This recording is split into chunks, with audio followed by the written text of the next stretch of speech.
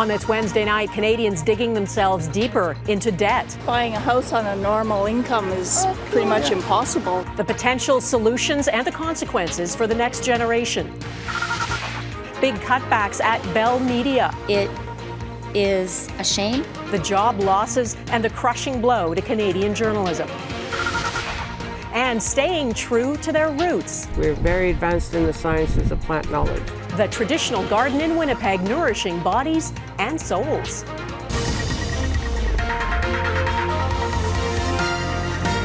Global National with Donna Friesen. Good evening and thanks for joining us. There is a fresh warning tonight to keep an eye on your household debt. New numbers show it is on the rise again in Canada. The ratio of household debt to disposable income rose to nearly 185% in the first quarter of this year. And that means for every dollar of disposable income, the average Canadian household now owes about $1.85. Pile on rising interest rates, and you can see where this is going. In the U.S., the Federal Reserve did pause its interest rate hikes today, but warned more are coming, and we could see the same here in Canada. Eric Sorensen on the impact this is having on Canadians already struggling to pay their bills. There are the big banks that do lending, and nowadays small lenders like Bob and Sheila Spears, the so-called bank of mom and dad, helping their daughter and their grandchild Grady to buy a home. The point is they can't do what we did without external help. Just buying a house on a normal income is pretty much impossible. Yeah. Our parents could do it, but they sure couldn't do it today. How many Canadians are doing it is by taking on more debt. Household debt is on the rise again as a proportion of household disposable income, up to almost 185%, close to twice as much debt for every dollar of disposable income. The level of house prices is really high. The amount of debt that has to be taken on is enormous, and so people are going to have to spend many years saving in order to get that down payment. Higher interest rates are discouraging many potential first-time home buyers from taking out mortgages. And the trend shows that the loan amount for first-time mortgages is down, while the monthly payments continue to go up. In short, when it comes to mortgages for first-time home buyers, you're paying more for less. Any savings that you've gotten on the sticker price of the home has been more than made up for by those higher interest payments. If interest rates keep going up, it just gets harder and harder to get into this market. Higher mortgages will force many to cut other spending or even downsize their homes. For others, it could mean a 30-year mortgage won't be long enough. What's needed, says the economist with Canada Mortgage and Housing, is more housing. A lot more housing supply. We need more stuff built in order to try and start downward pressure on these house prices. But building enough new housing won't happen overnight. The younger people that get saddled with that ridiculous debt. Bob Spears says governments and banks should have seen this coming, and now young people are paying for it. They're the first generation that's been completely shut out of that because of interest rates and not managing the process properly. Eric Sorensen, Global News, Toronto.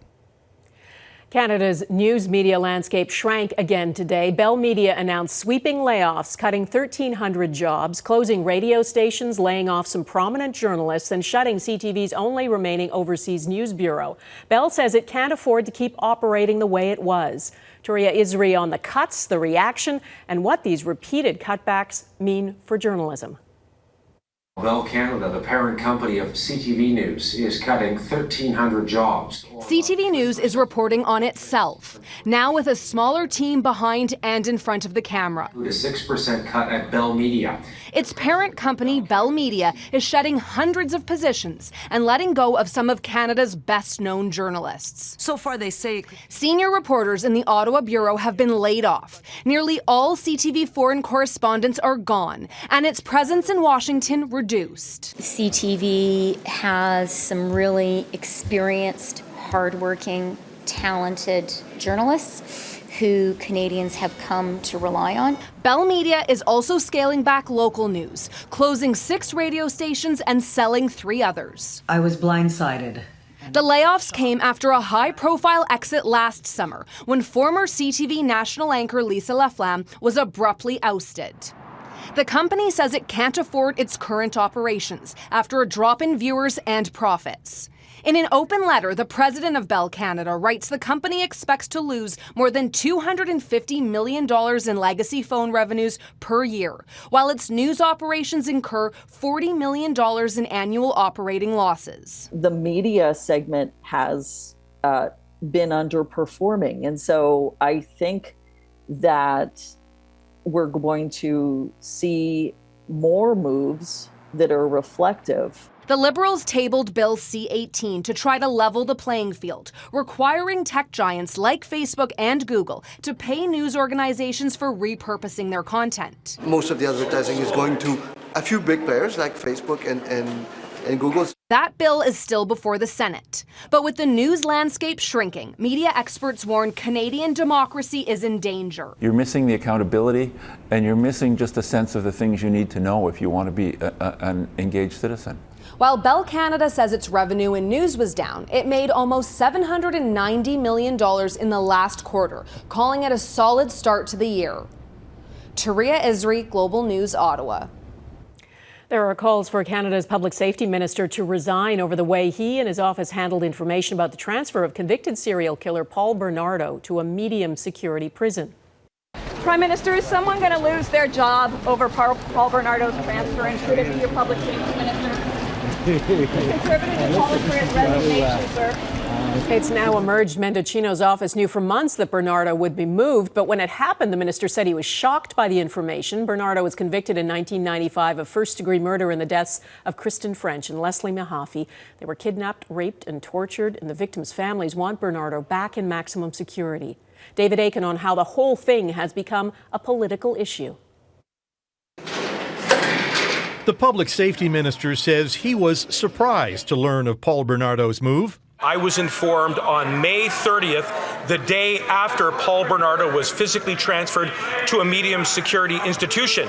But the Correctional Service of Canada now says it warned Mendicino's political staff in emails sent March 2nd and again on May the 25th that Bernardo was about to be moved from the maximum security facility near Kingston, Ontario, to a medium security prison in Lamacasa, Quebec. The opposition says that, having been warned, Mendicino should have stepped in and stopped the transfer. Finally, he has the power now to designate mass murderers all to go into maximum security prisons. He could have done that weeks ago. If the minister can't keep his house in order, how is he going to keep the country safe? When will the minister stop waiting beside a fax machine and start checking his emails for these serious updates? Corrections Canada officials say, though, that under Canadian law, the decision to transfer prisoners is up to prison officials, not politicians. That technicality mattered to the minister. The leader of the Conservative Party of Canada lays out a prescription for political interference, which foreshadows what Canadians would get with a Conservative government. But it did not matter to the opposition leader. So will he do the only honorable thing that is left for him to do and resign? The families of Bernardo's victims are less concerned with the politics and more concerned that Bernardo be returned to maximum security. It's very, very disturbing for them. I'm sorry, that's an understatement. I mean, they're actually devastated by this. This is actually crushing on them, to them. When something like this occurs, it takes them back to day one. Minister Marco Mendicino said he spoke Wednesday morning to Tim Danson, and he has since instructed the head of Correctional Services Canada to review Bernardo's transfer. But there is no timeline right now as to when that review will be complete. Donna. Okay, David Akin in Ottawa, thanks. Canada will need more resources to fight wildfires in the years ahead. That was the message from the Prime Minister today, who is in Quebec, being briefed on the fire situation. Prime Minister Trudeau says Canada will count on other countries to send help, just as countries depend on Canadian firefighters. Extreme weather events are going to become more and more frequent over the coming years with climate change, and that means we're going to have to continue learning, continue looking at how to prepare for the coming years, how to work even better together. Of the 450 fires burning in Canada now, about 130 are in Quebec, and 35 of those are out of control. Rain is in the forecast over the next few days, but fire officials warn it may not be enough to make a difference before temperatures rise again by the end of the week. In Ukraine, Russia has unleashed another deadly round of overnight missile attacks. This is the moment a woman was pulled from the rubble in Ukraine after a missile strike leveled multiple homes in the Donetsk region. 3 people are known to have died. And further south in the Black Sea port of Odessa, the search is on for survivors after a cluster of strikes there left at least 3 people dead. Ukraine says it's made further advances in its counteroffensive. The Russian President Vladimir Putin denied that during a rare extended interview he did with more than a dozen journalists in Moscow today. And a close ally of Putin, the president of Belarus, says his country has started taking delivery of Russian tactical nuclear weapons. Redmond Shannon reports.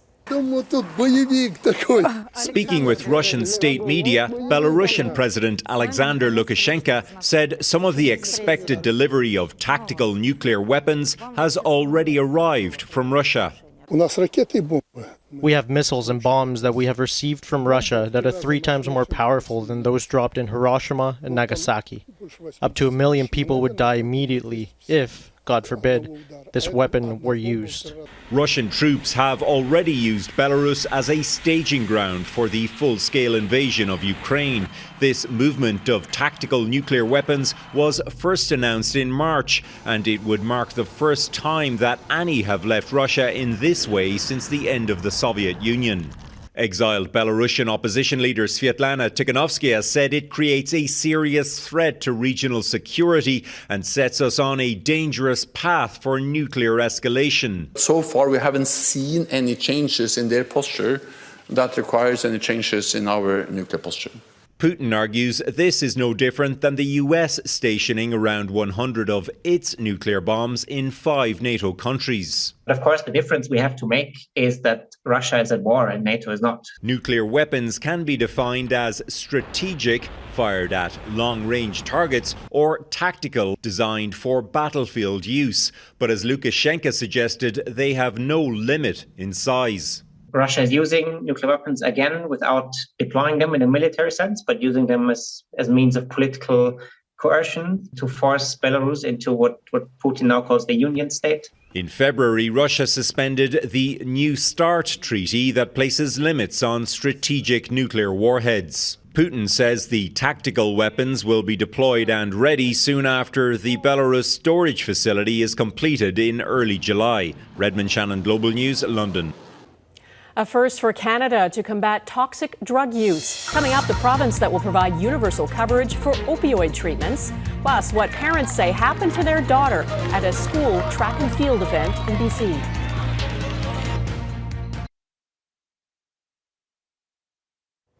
BC's government says it will provide universal coverage for opioid treatment, such as methadone, becoming the first province to do so. BC's Ministry of Mental Health and Addiction says the coverage is now in effect for all residents with an active medical services plan. It aims to remove the cost barriers for people who are seeking medication instead of illicit opioids and hopes to help people stabilize their lives and prevent deaths. There have been more than 11,000 toxic drug-related deaths since BC declared a public health emergency in 2016. There is outrage in Kelowna after a young girl competing at a school track meet apparently became the target of a transphobic tirade. The family of the 9-year-old says a couple harassed the girl, even demanding proof of her gender while hurling insults at her parents. BC's Premier says that kind of hate is not acceptable or welcome in British Columbia. Neethu Garcha on what happened and the reaction. This spring track meet in Kelowna, BC took an unexpected and horrible turn when the gender of a 9-year-old girl taking part in a shot put event was questioned in an anti-trans attack, according to her mother, who watched it all unfold. All of a sudden there was this yelling of, well, I didn't hear what Heidi heard at first, but then get that boy off the field sort of thing. And then it took a minute to realize that they were talking about our daughter. Carrie Starr says her daughter, whose identity is being protected, always had long hair and recently decided to cut it shorter because it made playing sports easier. Our daughter was crying inconsolably because he's just continuing to badger her, but he wouldn't let it go. This gentleman wouldn't let it go. kept badgering and yelling, demanding certification of her being female. The school district superintendent told Global News its own investigation found a couple was being belligerent and intimidating to the point where the sporting event had to be moved to a different location. And the couple, who was there to support a grandchild from another school district, didn't leave as directed. The offenders here are going to be banned from all future school events and school properties, because they're clearly not safe around children. Our human rights laws are very clear. You can't discriminate on the basis of gender identity or gender expression. Dr. Elizabeth Saywick heads a research center focused on stigma and youth. Trans and non-binary young people are less likely to participate in sports, half as likely. Girls of any background are also less likely to stay in sports. She says misinformation about trans issues is fueling bigotry at a growing rate. A protest in Ottawa Friday, organized by a group against what they call gender ideology, was met with hundreds of counter-protesters. Local police say they're investigating the incident, but not as a hate crime. All the girls in that event were flabbergasted, like shocked. As support continues to pour in for the girl after an incident the family says has left many reeling. Neetu Garcha, Global News, Vancouver. Donald Trump's defiance ahead, why his arraignment hasn't slowed his presidential campaign.